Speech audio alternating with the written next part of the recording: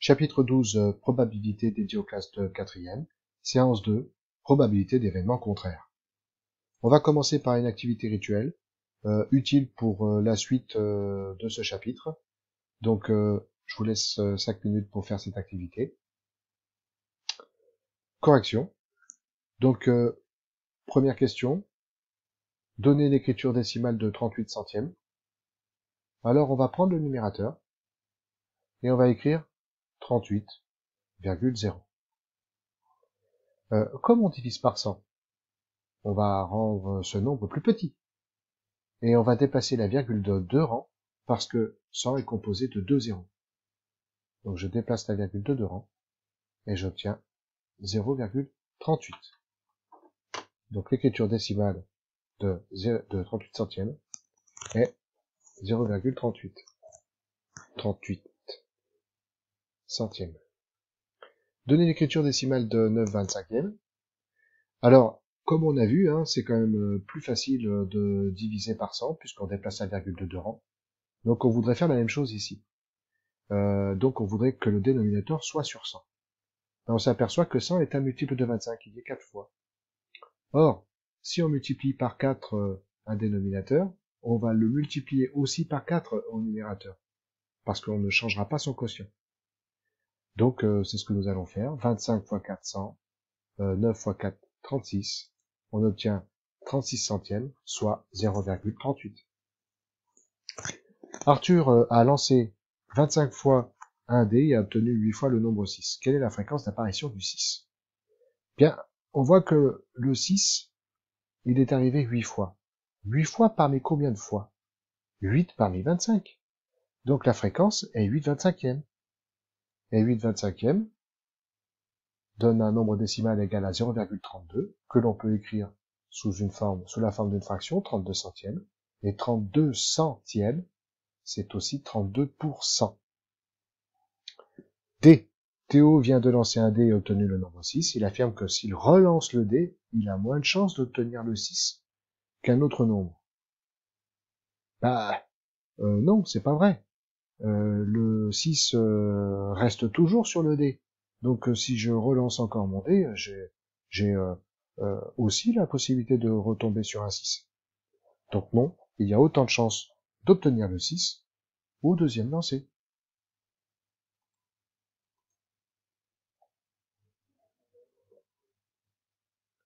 Donc, comme nous avions réalisé l'activité découverte à la vidéo précédente, on peut donc écrire le cours sur la probabilité d'événements contraires. On avait vu que, finalement, et là c'est ce que l'on écrit, que l'événement contraire d'un événement A est celui qui se réalise quand A ne se réalise pas. S'il se réalise l'événement, son contraire ne peut pas. Et on va le noter A avec un petit trait au-dessus du A. Et on lit A bar. Dans l'expérience du dé, soit l'événement B, on obtient 3. L'événement B bar peut s'écrire, on n'obtient pas 3. Propriété, la somme des probabilités d'un événement A et de son contraire, c'est 1. Donc, P de l'événement A plus P de son événement contraire, c'est doit être égal à 1. Reprenons l'exemple précédent. Calcule la probabilité de l'événement contraire de B. À l'événement B, c'était obtenir 3. Donc son événement contraire, ce sera 1 moins P de B. Donc 1 moins 1 sixième. On met 1 au même dénominateur, donc 6 sixième. 6 moins 1 sur 6, ça fait 5 sixième.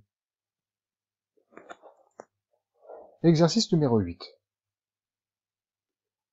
Un tireur tire sans viser sur la cible ci-contre, qui est formée de 2 carrés, dont la longueur est 10 cm et puis 20 cm.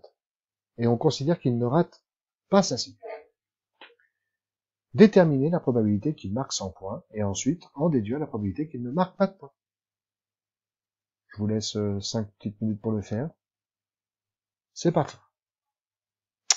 Alors, déterminer la probabilité qu'il marque les 100 points. Finalement, c'est faire un calcul d'air. on va calculer l'aire correspondant à 100 points, et on va calculer l'aire totale de la cible. Et si on fait l'aire de cette surface divisé par l'aire de la grande surface, on va obtenir un résultat qui sera la probabilité. Alors on va calculer l'aire de la surface du carré vert. Donc l'aire c'est 10 cm x 10 cm, c'est-à-dire 100 cm². L'aire de la surface totale de la cible, ce sera 20 cm par 20 cm, c'est-à-dire 400 cm². Ainsi, la probabilité d'obtenir 100 points, ce sera donc 100 sur 400. Donc après simplification, on obtient un quart, soit 0,25. Et oui, on a 25% de chance de tomber sur la cible. Et en déduire la probabilité qu'il ne marque pas de point, bah, c'est cette formule-là. Donc, la probabilité de l'événement contraire, c'est quoi? Ne pas marquer de point. Et c'est l'événement contraire de l'événement marqué 100 points. Donc P de 0 points, c'est 1 moins 1 quart, c'est-à-dire 3 quarts, 0,75. Ok? Donc on a 75% de chance de ne pas atteindre la cible. Et on voit bien que 0,75 plus 0,25, c'est 1, comme le dit la propriété. Exercice 9. Un jeu de 32 cartes à jouer constitué de 4 familles. La famille trèfle, la famille pique, qui sont de couleur noire, la famille carreau et la famille cœur qui sont de couleur rouge. Dans chaque famille, on trouve 3 figures. Valet, dame et roi. Et puis donc là, on décide de tirer une carte au hasard dans un jeu de 32 cartes. Alors, les questions qui sont posées, c'est quelle est la probabilité des événements suivants? La carte tirée est une dame, et la carte tirée est une figure rouge, puis la carte tirée n'est pas une figure rouge. Bon, je vous laisse une dizaine de minutes pour faire cet exercice. Alors, Grant, la carte tirée est une dame. Bah, on sait que déjà, il y a 32 issues possibles, puisque chaque carte est différente. Et 4 issues réalisent l'événement A, la carte tirée est une dame. Bah oui, puisque il y a trèfle, pique, carreau et cœur, ça fait donc 4 cartes qui sont une dame. Donc du coup, j'ai 4 événements possibles sur, enfin 4 événements qui réalisent, 4 issues qui réalisent l'événement A, pardon, sur 32 issues possibles. 4 32e. Et 4 32e après simplification, on obtient un 8e. Il y a 32 issues possibles. Il y a 4 issues qui réalisent l'événement A, la carte tirée est une dame. Donc la probabilité de cet événement est 4 32e. Un 8e après simplification. Ensuite, la carte tirée est une figure rouge. Alors combien ai-je de figures rouges dans un jeu de 32 cartes? Bah, dans les figures, j'en ai 3 pour le trèfle par exemple. Donc pour le carreau, j'en ai 3. Donc valet, dame, roi. Et pour le cœur, j'en ai autant. En tout, j'en ai 6. Donc j'ai 32 issues possibles. J'ai 6 issues qui réalisent l'événement B. Donc la probabilité, c'est de 6 32e. Et après simplification, on obtient 3 16e. Il y a 32 issues possibles, 6 issues qui réalisent l'événement B, c'est-à-dire la carte tirée est une figure rouge. Bah oui, parce qu'on a 3 figures carreau et 3 figures cœur. Donc la probabilité de l'événement B est P de B est égal à 6 32e, qui est égal à 3 16e. Exercice numéro 9. le 10, pardon. Un écran LCD de forme rectangle a pour dimension 60 cm par 45 cm. La partie principale de l'écran est elle-même représentée par un rectangle de 48 cm par 36 cm. Sachant qu'un pixel de l'écran est défectueux, donc un pixel peut se balader partout dans cet écran. Détermine la probabilité de l'événement A, définie par le pixel défectueux se trouve sur la partie principale de l'écran. Alors, l'aire de la surface de la plus grande partie, c'est 60 par 45.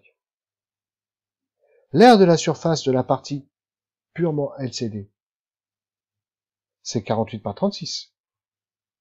Donc la probabilité que le pixel défectueux se trouve sur la partie principale de l'écran, c'est l'aire de cette surface en gris sur l'aire de la surface de l'écran. Donc on va calculer l'aire de chaque surface. L'aire de la surface de la plus grande partie de l'écran, c'est 60 par 45, c'est-à-dire 2700 cm². L'aire de la surface de la partie LCD de l'écran, je l'appelle C, 48 cm par 36 cm, c'est-à-dire 1728 cm². Et la probabilité cherchée de l'événement A, le pixel défectueux, est sur la partie principale de l'écran. Je l'appelle ainsi. P de A est C, l'aire de la partie LCD, sur D, l'aire de la plus grande partie de l'écran. Donc 1728 sur 2700, ça donne exactement 0,64. J'ai 64% de chance que le pixel défectueux se trouve là. 2. Quelle est la probabilité que le pixel défectueux ne se trouve pas dans la partie principale de l'écran? C'est l'événement contraire. Donc la probabilité de l'événement B, le pixel défectueux, n'est pas dans la partie principale de l'écran, c'est l'événement contraire. Donc on a juste à appliquer la formule. Cet événement, c'est égal à 1 moins l'événement précédent. 1 moins 0,64 égale 0,36. Voilà. Donc la probabilité que le pixel défectueux ne se trouve pas dans la partie principale, c'est-à-dire juste là sur les bords, est de 36%. Exercice 11. Brice lance un dé cubique bien équilibré, dont les 6 faces sont numérotées de 1 à 6, et on s'intéresse aux événements suivants. L'événement A, obtenir un nombre inférieur ou égal à 6, B, obtenir un nombre 0, C, obtenir un nombre strictement inférieur à 3, et D, obtenir un nombre supérieur ou égal à 3. Première question, que peut-on dire de la probabilité de l'événement A? Que peut-on dire de la probabilité de l'événement B pour la question 2? Et puis pour la question 3, que peut-on dire des événements C et D? Alors, que peut-on dire de la probabilité de l'événement A? Obtenir un nombre inférieur ou égal à 6. Inférieur ou égal à 6, ça peut être aussi égal à 6. Du coup, on prend tous les éléments de ce dé, tous les nombres qui sont dans ce dé. Donc c'est une probabilité totale. Ça revient à obtenir les 6 nombres. Pour l'exercice 2, enfin pour le 2 de l'exercice 11, pardon. Que peut-on dire de la probabilité de l'événement B? Obtenir le nombre 0. Est-ce que dans un dé, il y a le nombre 0? Non. Donc il n'y a pas d'issue qui réalise cet événement. Pas d'issue. Donc c'est un événement impossible. La probabilité de cet événement est nulle. 3. Que peut-on dire des événements C et D? Obtenir un nombre strictement inférieur à 3 et obtenir un nombre supérieur ou égal à 3. Deux issues réalisent l'événement C. Cette liste est 1, 2. Ainsi, la probabilité de l'événement C est de 2/6, c'est-à-dire 1 tiers. Ensuite, pour l'événement D, il y a 4 issues qui réalisent cet événement. Cette liste est 3, 4, 5, 6. Donc, la probabilité est de 4/6, c'est-à-dire 2 tiers. Ce sont deux événements qui sont contraires.